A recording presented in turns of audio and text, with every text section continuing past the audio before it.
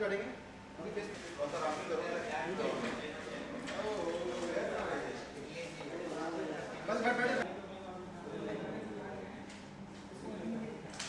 Centre में आके हाँ हाँ ट्राई करूँ।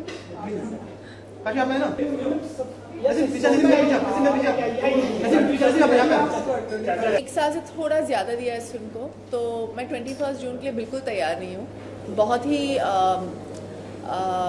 But there is lot of butterflies in my stomach. मैं थोड़ी नर्वस हूँ, पर मैं जो कर पाई हूँ मैंने कर लिया है इस फिल्म के लिए, और अभी सब भगवान के हाथ में है।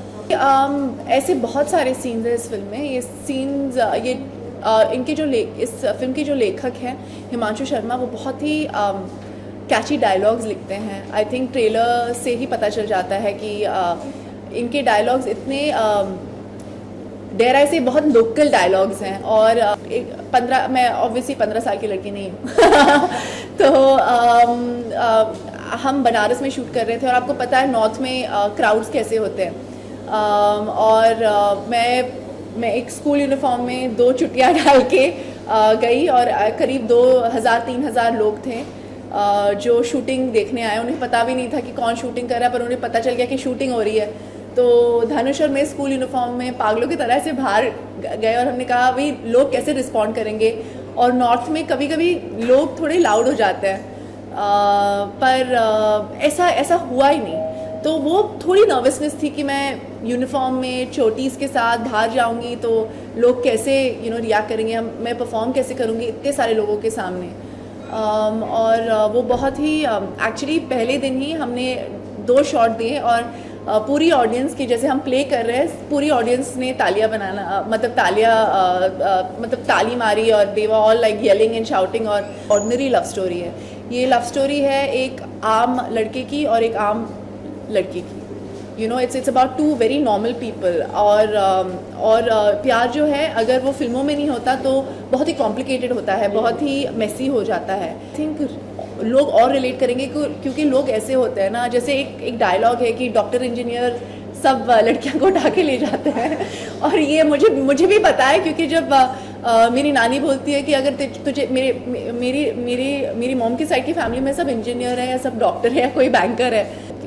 अगर आप देखेंगे मेरी फिल्म में तो I always sign because the director, not who my co-star is और नॉट एनीथिंग एल्स।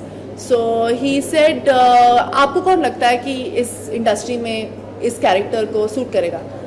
तो मैं 10 मिनट के लिए ऐसे एकदम शांत हो गई, क्योंकि मैं सोच नहीं पाई कि कौन प्ले कर पाएगा एक गली का लौंडा, जैसे बोलते हैं आई विल हाउ टू सी लौंडा on screen on this thing.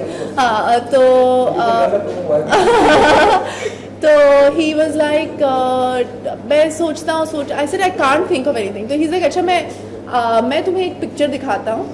नहीं, पहले उन्होंने कहा कि चलो अब तुम धनुष को जानती हो। तो आई सेड हाँ, वो अभी कोलावरी डी करके गाना आया था, मेरा रिंगटोन है वो फ़ोन पे।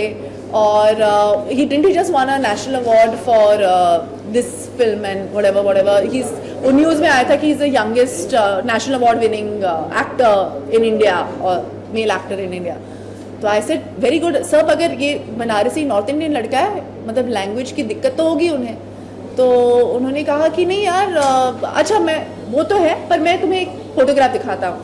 तो उन्होंने मुझे एक फ़ोटोग्राफ दिखाया कि धनुष साधुओं के साथ सराउंडेड, और उन्होंने एक गमछा अपने सर पे डाला और वो ऐसे एकदम बहुत ही खूबसूरती से मुस्कुरा रहे हैं। तो मैंने कहा कि एक्चुअली सर यू राइट, सिर्फ ये लड़का प्ले कर सकता है और हम लैंग्वेज का देख लेंगे। That the story is really real. Everybody can relate with the script, and it'll appear as if they are seeing themselves on screen with A.R. Rahman sir's background score. That should be really special, and of course A.R. Rahman sir's music. These two should be the USP of Ranch. He had a lot of pressure. He had a lot of hurdles, and it was not easy for him to pull off this project. Especially it's with a newcomer in the film, and to pull off the budget that he's pulled off. What happens here also, and Kundan is a grown-up child. He's very adamant, and his way of looking at life is really childish, and he's just born to fall in love with Zoya and to be in love with Zoya, and that's what it is. I'm very sure they will relate with Kundan at any point. Definitely, I'm very confident about it.